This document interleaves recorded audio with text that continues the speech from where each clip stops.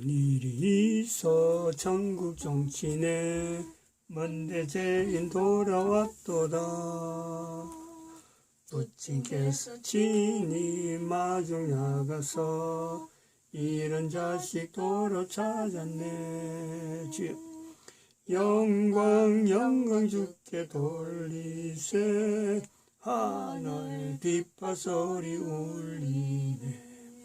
파도 소리 같은 찬양 소리를 전기동하게 부르세.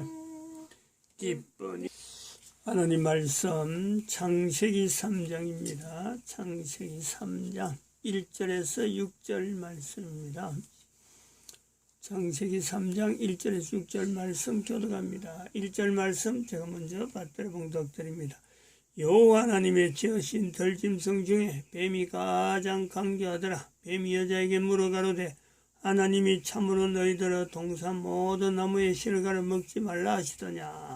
여자가 뱀에게 말하되 동산 나무의 실과를 우리가 먹을 수 있으나 동산 중앙에 있는 나무의 실과는 하나님의 말씀에 너희는 먹지도 말고 만지도 말라 너희가 죽을까 하노라 하셨느니라. 뱀이 여자에게 이르되 너희가 결코 죽지 아니하리라. 너희가 그것을 먹는 날에는 너희 눈이 밝아 하나님과 같이 되어 선악을 알 줄을 하나님이 아심이니라.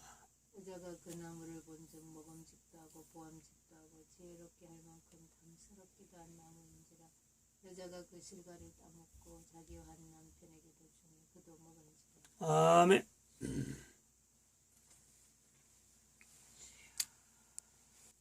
창세기 3장 1절의 말씀. 여호와 하나님의 지으신 들짐승 중에 뱀이 가장 강교하더라.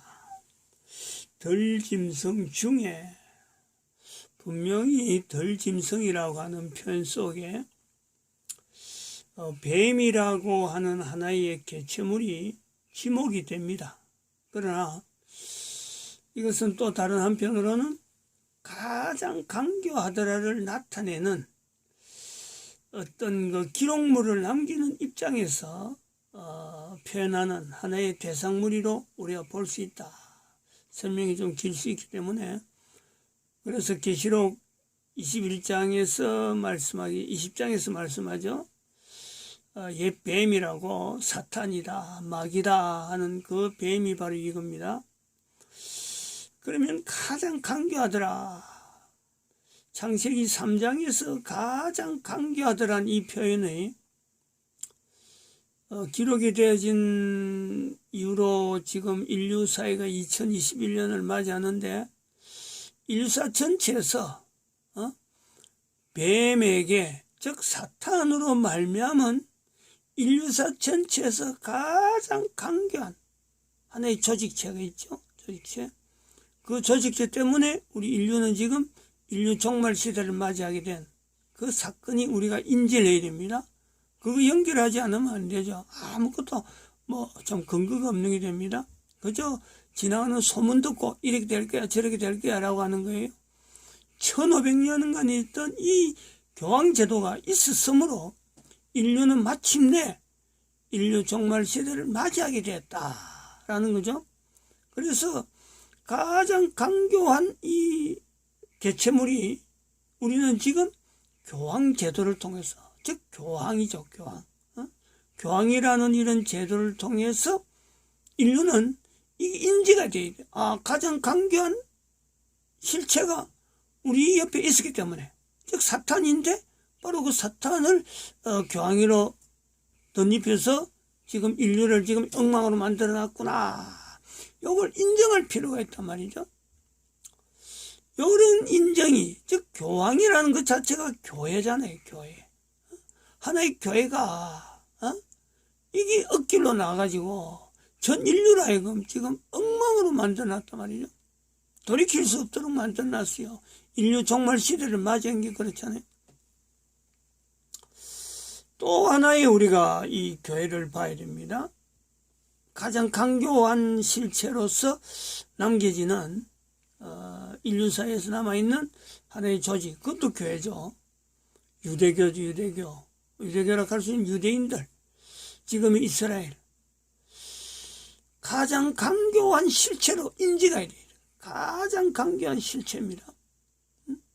강교한 것으로 인류 사회를 인류 종말 시대로 몰아넣은 이 유대인, 이스라엘, 정치 형태로 지금 국가 형태로 앞서 있는, 세워져 있는 이 유대나라 이스라엘. 성경이라고 하는 근거를 분명히 두고 있는데도 불구하고 이 나라를 우리는 가장 강교한 실체로 봐야 된다. 또 하나가 더 있습니다. 또 하나가. 오늘 우리가 말하는 교회입니다. 우리 스스로 몸담고 있는 교회입니다. 얼마나 강교한지. 교회란 이름만 걸치고 있으면 모든 것이 다 무흠, 무결, 무흠, 좀 무한 그런 어떤 위치에 스스로 자만해 있는 이 교회. 그럼에도 불구하고 하나님이 말씀하시는 대한민국 망했다. 하나님이 말씀이라고 하는데도 불구하고 여기 됐어요. 콧방귀를 끼고 있어. 콧방귀를. 어떻게 그럴 수가 있어요. 목사가 하나님 말씀이라고 증거를 이래 되는데도 불구하고 하나님 말씀에 대해서 연구하고 하나님 말씀을 선포한다고 하는 목사들이 한국교회가 어떻게 외면할 수가 있냐. 이는 강교한 속에 들어있어요. 옛날에는 이 교회가요, 교회라 다닌다 그러면은 이 전부 다 똑같았어요. 왜냐면 하나님 말씀 중심, 교회 중심, 이런 중심으로 했고요. 전부 다 교회만 돌아가면 다 이런 같은 편을 알아요. 그러나 지금은 하나님 말씀을 놔놓고 보니까 이거 콧방귀 끼는 사람이네요. 어떤 사람은 그 말씀 가지고 죽을 똥 살 똥 달라드는 사람이고 하나님 말씀을 지키는 사람이고 어떤 사람은 그거 아주 우습게 알고 있어요. 이게 대한민국 교회 현재예요. 그러니까 이게 강교하다 하지 않을 수가 없잖아요. 이런 강교하다 하는 이런 훈련을 다른 나라가 아닌 대한민국은 전 세계 어느 나라 국가들보다도 이런 부분에 앞장서서 이런 것을 체험하고 빨리 파악을 해내서 이걸 일반화시켜야 될 그런 이치가 있다. 왜냐하면 대한민국의 이승만 대통령이 기독교 입국론을 내세운 대한민국을 세웠어요. 그리고 70년 후에 정가원 목사가 그야말로 하나님께 주시는 말씀을 가지고 선지자적인 그 위치를 지금 본인이 나타내고 있어요. 대한민국 국민들 전체가 하나님 앞에 인류 전체에서 대한민국 국민 전체가 선지자적인 위치가 있다 하는 것을 지금 우리 하나님께서 우리 대한민국 국민들에게 지금 알리고 있고 요구하고 있단 말이에요. 이 훈련을 해야 된다 이렇게 보고 있습니다. 그래서 오늘 우리가 알아봐야 될 게 두 가지 내용을 알아보는데 미국 연방준비제도 탄생이라고 하는 이런 유튜버가 있습니다. 저스티스에서 나오는 건데 한번 들어보시죠.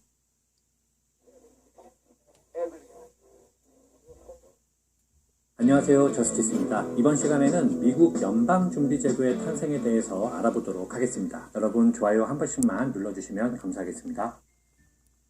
1907년 미국에서 발생한 공황은 과잉자본 때문에 발생한 최초의 공황이었습니다. 당시 미국의 은행은 자기자본 비율이 1%에도 미치지 못할 정도의 지나친 대출을 하고 있었죠. 근본위제하의 화폐라는 것이 금에 대한 교환권의 의미만 가지고 있을 뿐 화폐 조절 능력이라는 것이 애당초 없었기 때문에 과잉대출이 시한폭탄이 되어버린 것이었습니다. JP 모건 편에서 말씀드린 바와 같이 이때 중앙은행 역할을 하며 공황을 극복한 것이 JP 모건이었고, 이는 은행가를 포함한 많은 사람들로 하여금 비록 권력이 집중될 가능성이 있지만 위급한 순간에는 금융시장을 통제할 수 있는 중앙은행의 필요성을 절감하게 하였습니다.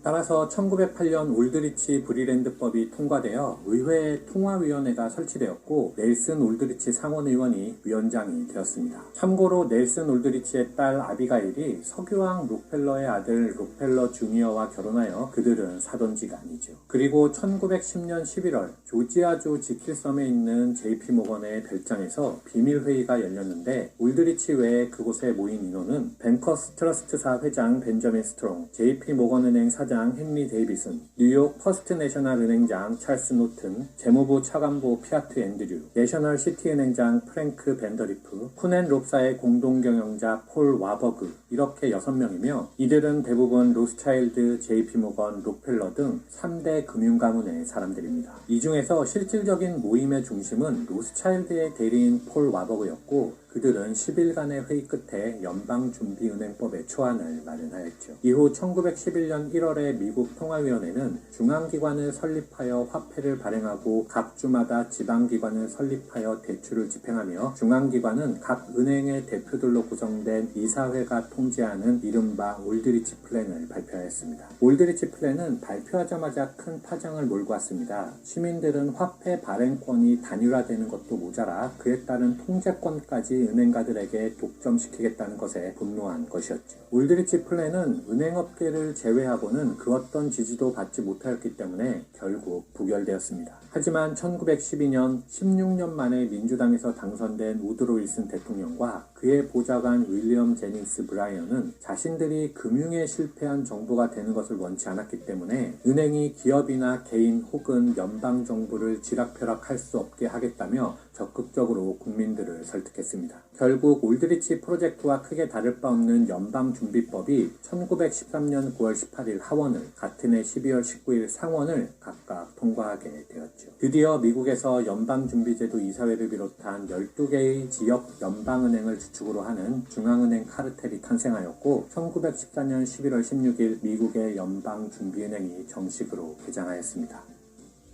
연방준비제도는 영국의 중앙은행이 20%의 정부 비중을 인정했던 데 비해 100% 전체를 인형자본으로 설계하여 정부의 끈을 원천적으로 차단했습니다. 자본금은 은행들이 나누어 출자했는데 연방은행 가운데 가장 큰 뉴욕 연방은행의 초기 지분은 그림과 같습니다. 살펴보면 주식 총수 20만 주 가운데 록펠러와 쿤앤 롭사의 뉴욕 내셔널 시티은행이 3만 주, JP모건의 퍼스트 내셔널 은행이 15,000주, 폴 와버그의 뉴욕 내셔널 상업은행이 2만 1,000주, 로스차일드 가문의 하도버 은행이 12,000주, 체이스 은행이 6,000주, 케미컬 은행이 6,000주 등인데 총 20만 주 중 7만 8,000주인 약 40%를 로스차일드, 모건, 록펠러가 보유하여 그들의 연방준비제도에 대한 영향력을 짐작케 합니다. 또한 당시 중앙은행이란 명칭은 미국인들에게 로스차일드와 비밀리에 결탁한다는 부정적 이미지를 형성하고 있었기 때문에 그들은 중앙은행이란 말 대신 연방준비제도라는 용어를 사용하는 치밀함도 보여주었고 그 본부를 금융의 중심지 뉴욕이 아닌 워싱턴에 둠으로써 대중의 반감 또한 줄일 수 있었습니다. 먼저 12개의 연방준비은행이 있습니다. 보스턴, 뉴욕, 필라델피아, 클리블랜드, 리치몬드, 애틀랜타, 시카고, 세인트루이스, 미네아폴리스, 캔자스시티, 댈러스, 샌프란시스코에 있고 각 준비은행에 따른 지점이 존재합니다. 지점의 위치는 그림에서 빨간색 동그라미로 표시되어 있습니다. 다음으로는 이 12개 은행을 감독하고 국가 통화정책을 관리하는 연방준비제도 이사회가 있습니다. 이사회는 7인으로 구성되며 위원의 임기는 14년이고 재임은 불가합니다. 그리고 통화정책의 중요 도구로서 공개시장 활동을 감독하는 연방공개시장위원회가 있으며 연방자문회의가 있는데 이 연방자문회의가 연방준비제도 이사회를 조율하는 것으로 알려져 있지만 이와 관련한 연구가 알려진 것이 별로 없기 때문에 이 부분에서 음모론 등 구설이 생길 수 있는 구조입니다. 연방준비제도의 가장 중요한 역할은 달러화의 발행이며 지급준비율 변경, 주식거래에 대한 신용규제, 가맹은행의 정기예금 금리 규제, 연방준비은행의 재할인율 결정 등이 있고 달러화가 기축통화로 쓰이는 만큼 이러한 결정은 미국 및 세계 경제 전반에 영향을 미치게 됩니다. 이상 미국 연방준비제도의 탄생에 대해서 간략히 살펴봤습니다. 다음에 볼 것이 이 김필재 TV 유튜브인데 미스터리 타이타닉이라는 검색을 하면은 이렇게 나옵니다. 이거 한번 보시죠. 아까 그 연방준비제도 설립하는 거하고 타이타닉하고는 아주 밀접한 관계가 있습니다. 시청자 여러분 안녕하십니까? 김필재 TV입니다. 이번 시간에는 베일에 가려진 타이타닉호의 침몰과 관련된 이야기입니다. 당대 최고로 호화스러운 타이타닉호가 첫 항해인 1912년 4월 14일 밤 대서양에서 침몰한 것은 해양사상 최악의 비극적인 해난사고로 기록되어 있습니다. 이 비극적인 이야기는 영화의 단골 소재로 1997년 또 한 번 타이타닉이라는 영화로 만들어져 히트작이 되었습니다. 이 영화의 하이라이트는 뱃머리에서 남녀 두 주인공이 팔을 벌리고 바닷바람을 맞는 장면입니다. 주인공 디카프리오도 이 영화 덕분에 스타 반열에 올랐습니다.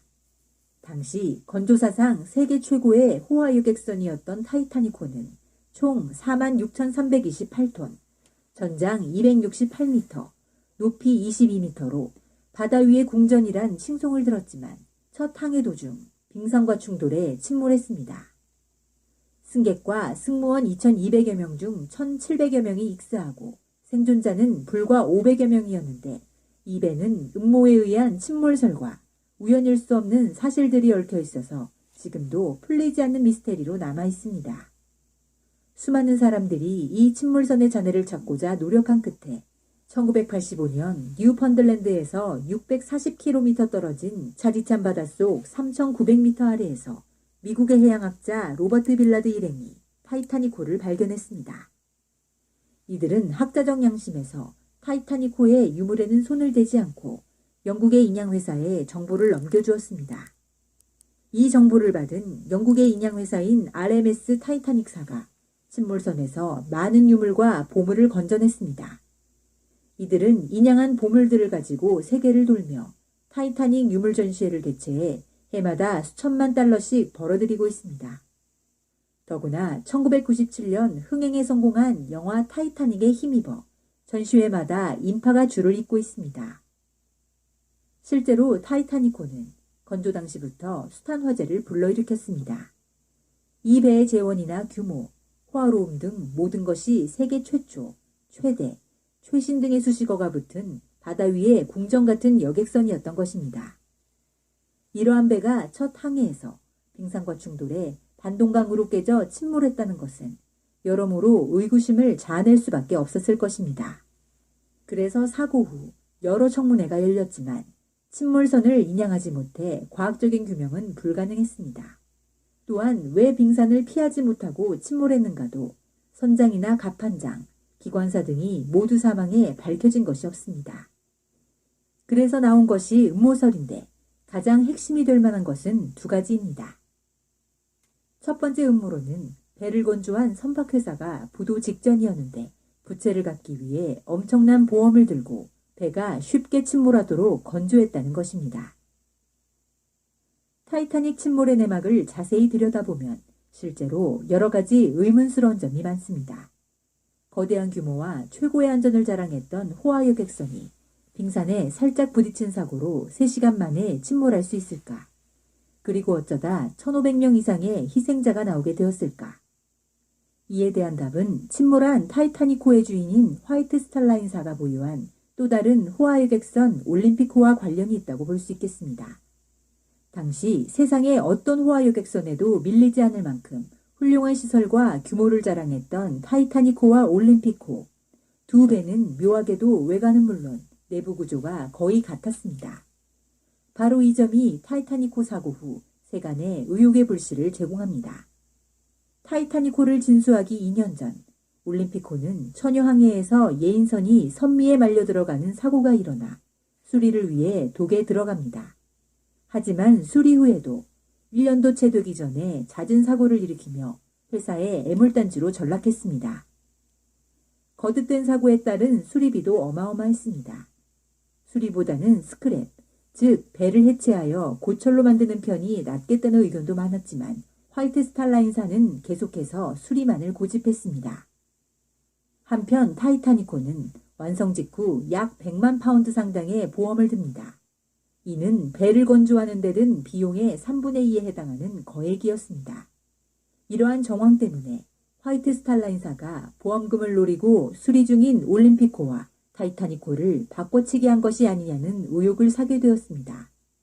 즉 올림픽호를 타이타닉호로 속인 채 사고로 침몰시키면 거액의 보험금도 타고 신제품인 진짜 타이타닉호도 얻을 수 있다는 계산 아래 이 같은 사고를 계획했다는 소문이 떠올랐습니다. 이러한 의혹에는 몇 가지 근거가 있습니다. 먼저 타이타닉호와 올림픽호의 설계도가 둘 다 발견되지 않은 점입니다. 제2차 세계대전 때문에 소실되었다고는 하나 그렇게 큰 배의 설계도가 한 장뿐이었을 리 없습니다. 그리고 설계도가 여러 장 있었다면 모두 분실했다는 것도 이상합니다. 또한 세계 최고의 호화유객선이라는 명성과는 달리 선내에서 사용된 식기에는 타이타닉이라는 글자와 로고가 없었다고 합니다. 즉, 그 배가 타이타닉호임을 증명하는 비품이 전혀 없었다는 것입니다. 이후 조사에서 타이타닉의 표식인 401이 적힌 선체 일부가 발견되었으나 타이타닉호에 쓸 예정이었던 부품을 올림픽호 수리에 사용한 사실이 있으므로 침몰한 배가 타이타닉호라는 결정적 증거가 되지 못합니다. 무엇보다도 거듭된 사고로 무용지물이 된 올림픽호가 이후 25년 동안 멋진 활약을 보여주었다는 사실이야말로 거의 불가사의에 가까운 일입니다. 스크랩 직전의 배가 어떻게 25년이나 거친 바다를 항해하며 버틸 수 있었을까? 특히 당시 경영난에 매우 허덕이던 화이트 스탈라인사는 타이타닉호 사고로 인한 거액의 보상보험금으로 어려움을 극복합니다. 이처럼 타이타닉호 침몰을 둘러싼 여러 가지 의심스러운 정황은 많지만 의혹은 여전히 풀리지 않고 있습니다. 또 다른 음모론은 유럽은행을 장악한 유대인 자본가들이 미국 연방준비은행을 설립하고자 했는데 이에 반대하는 자들을 제거하기 위해 준비한 사고였다는 것입니다. 사람들은 미국과 전 세계를 지배하고 있는 국제금융집단 및 가문에 관해 스탄억 측과 무수히 많은 신화를 창조해냈습니다. 화폐전쟁 제3장 2절, 월가의 7인, 연방준비은행의 마쿠 추진자의 첫머리에서 숭웅비는 다음과 같이 무디스 인베스터스 서비스의 창시자 존 무디의 말을 인용했습니다. 월가의 7인은 현재 미국의 거의 모든 인프라 산업과 자원을 관장하고 있다. 그중 JP 모건, 제임스 힐, 조지 F 베이커는 모건 그룹에 속해 있다. 나머지 네 사람은 존 데이비슨 록펠러, 윌리엄 록펠러, 제임스 스틸먼, 야곱 쉬프로, 스탠더드 오일 시티은행 그룹에 속한다. 그들이 구성하는 자본의 핵심 축이 미국을 통제하고 있다. 이 그룹 또는 가문 가운데 모건 가문이 세간의 관심을 가장 먼저 받았습니다. 사람들은 그들에 대해 무한한 호기심을 발휘하며 상상의 나래를 펼쳐 여러 가지 이야기들을 지어냈습니다. 타이타닉호와 FRB에 관한 이야기도 그중 하나입니다. 타이타닉 음모와 FRB라는 글은 일루미나티와 모건 가문이 FRB의 통제권을 손에 넣기 위해 타이타닉호를 둘러싸고 치열한 함투를 벌였다고 단정합니다. 이 글의 요지는 모건 가문이 FRB 설립 과정에서 강적을 배제하고자 비열한 계획을 세웠다는 것입니다. 타이타닉호의 선장 에드워드 스미스는 예수회의 비밀 회원이었습니다. 1986년 미국 내셔널 지오그래픽이 공개한 사진 몇 장이 바로 그 근거입니다. 사진 속에는 타이타닉호가 출항하기 전 스미스 선장이 예수회의 교구장 프랜시스 브라운 신부와 만나는 장면이 담겨 있습니다. 음모론자들은 이것이 브라운 신부가 스미스에게 타이타닉호가 예수회의 적임으로 그 배를 침몰시킬 것을 명령하는 장면이라고 주장합니다. 이후 예수회는 배와 함께 수장된 스미스 선장을 열사로 추모했습니다. 그의 영웅적인 순직 때문이 아니라 그가 임무를 훌륭하게 완수했기 때문입니다. 흥미로운 사실은 타이타닉호의 선주인 모건 가문이 이 배의 첫 출항 당시 거액의 보험에 가입했다는 점입니다. 당시의 혁신적인 기술로 건조해 침몰하지 않는 배라고 불렸던 대형 선박에 거액의 보험을 들어놓았다는 사실은 뭔가 수상합니다. 타이타닉호 침몰 후 모건 가문은 단 한 푼의 손해도 보지 않았을 뿐 아니라 오히려 큰 돈을 벌었습니다. 더 흥미로운 사실은 이 배의 출항식을 위해 자신의 명의로 수많은 초청장을 돌렸던 JP 모건 본인은 출항 이틀 전 갑작스런 배탈이 나서 타이타닉호를 타지 않았다는 점입니다. 하지만 기자들은 타이타닉호 침몰 이틀 후 JP 모건이 왕성한 정력을 과시하며 자신의 정보와 미래를 즐기고 있는 것을 발견했습니다. JP 모건은 FRB 설립을 추진하고 있는 금융권 인사들에게 초청장을 보내 세계적으로 화제가 된 타이타닉호 선상에서 호화롭고 낭만적인 시간을 보내자고 설득했습니다. 그 초청장을 받고 타이타닉호에 승선했던 미국 금융계 인사들은 결국 타이타닉호와 함께 바닷속으로 가라앉고 말았습니다. 배가 침몰하기 시작하자 승무원이 SOS 신호를 보내려고 했지만 선박 책임자가 이를 저지했던 것도 금융계 거물들을 FRB 이사 명단에서 완벽하게 제외시키기 위함이었습니다. 타이타닉호 침몰 8개월 후 희생자 가족들이 아직 비통에 잠겨 있을 때 FRB가 설립되었고 모건과 록펠러 가문이 FRB의 최대 권력을 장악했습니다. 마지막으로 이들 음모론과는 별개로 미스테리한 점은 따로 있습니다. 타이타닉호가 침몰하기 14년 전에 이 타이타닉과 거의 흡사한 내용의 단편소설이 출간된 바가 있었습니다. 미국의 모건 로버트슨이라는 단편소설가가 쓴 무용지물이란 소설에서 아주 정확하게 타이타닉호의 비극을 그렸습니다. 실제 침몰 사건 때에는 이 소설가가 사망한 후라 어떻게 이런 예지력 있는 소설을 썼는지는 밝혀진 바가 없습니다. 이 소설은 제목도 타이탄이었습니다.